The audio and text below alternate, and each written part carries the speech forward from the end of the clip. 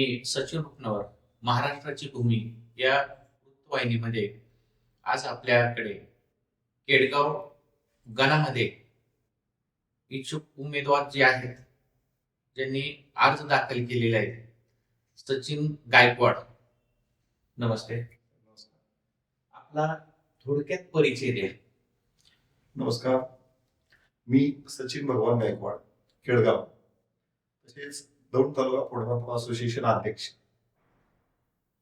आपण फोटोग्राफी क्षेत्रामध्ये काम करतात, तालुक्यामध्ये अध्यक्ष आहात. राजकारणामध्ये येण्याचं काय प्रयोजन आहे? राजकारणात येण्याचं कारण असं, आज काय मी माझं गाव पाहतो, गावामध्ये मेन बाजारपेठ खूप मोठी असून बाजारपेठेमध्ये आज ग्राहक यायला तयार नाही. कारण का? बाजारपेठेमध्ये जी काही गर्दी झालेली बाकीची विनाकारण, म्हणजे पार्किंगची सुविधा नाही, इतर टपऱ्याधारक वगैरे ज्या काय बाकीच्या गोष्टी अनधिकृतपणे जे काय उभं राहिलेले आहे सगळं, या गोष्टीला जी काय हे जुने पुढारी पाठबळ करतात, ते पाठबळ न करता पहिल्यांदा बाजारपेठेमध्ये पार्किंगची व्यवस्थित सुविधा पाहिजे. तसेच पाहिलं तर बाहेर गावातून महिला असतील, जेंट्स असतील, जर आपल्या गावामध्ये आले, शौचालयाची सुद्धा गावात सुविधा नाही. मग ह्या लोकांनी, ह्या मंडळींनी आजपर्यंत केलं काय? हे सांगतात की मी 20 वर्ष, ते 15 वर्ष, ते 10 वर्ष, हे 5 वर्ष, हे मी हे राजकारण करता करता सुख सुविधा काय दिल्या जनतेला? आम जनतेला काही कुठली सुख सुविधा नाही दिली. त्याच्यामुळे तुम्ही निवडणूक. त्यामुळे मी निवडणूक. आता आपल्या समोर अनेक समस्या आहेत. जसं तुम्ही सांगताय की 15-20 वर्ष या राजकारण्यांनी काहीच काम केले नाही. महत्वाच्या ज्या उल्लेखनीय किंवा ज्या समस्या राहणार आहेत ते काय राहणार आहे? महिला भगिनींना शासकीय ज्या काही योजना असतात त्या योजनांचा लाभ देण्याचं काम मी जास्तीत जास्त करणार आहे.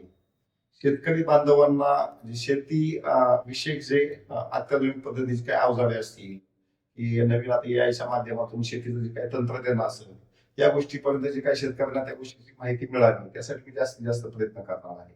तसेच शालेय ह्यामध्ये जे काही मुली असतील, मुलींसाठी काही ना काही शासकीय योजना असतील, आजपर्यंत माझ्या भागात कुठलीच योजना नाही. तसेच जे काही आरोग्यविषयी जी योजना आहे आमच्या केडगावमध्ये पण आहे, पण लोक शासकीय हॉस्पिटलला वगैरे ह्यामध्ये जे काही सुविधा वगैरे आहेत त्या गोष्टी त्यांना भेटत नाहीयेत काय, यासाठी मी जास्तीत जास्त प्रयत्न करतो. आपण मतदार राजाला काय आवाहन करणार? मी माझ्या सर्व मतदार बंधू भगिनी यांना विनंती करतो की मला उद्याच्या पंचायत समिती 2026 या निवडणुकीमध्ये आपण जर निवडून दिल्यास मी नक्कीच आपल्याला शासकीय सर्व काही योजना आहेत त्या योजनांचा सगळ्याचा मी तुम्हाला लाभ देण्याचा प्रयत्न करीन. तसेच गावातील रस्ते असतील, बाकीच्या काही इतर सुविधा असतील तर जास्तीत जास्त मी तुम्हाला देण्याचा प्रयत्न करेन.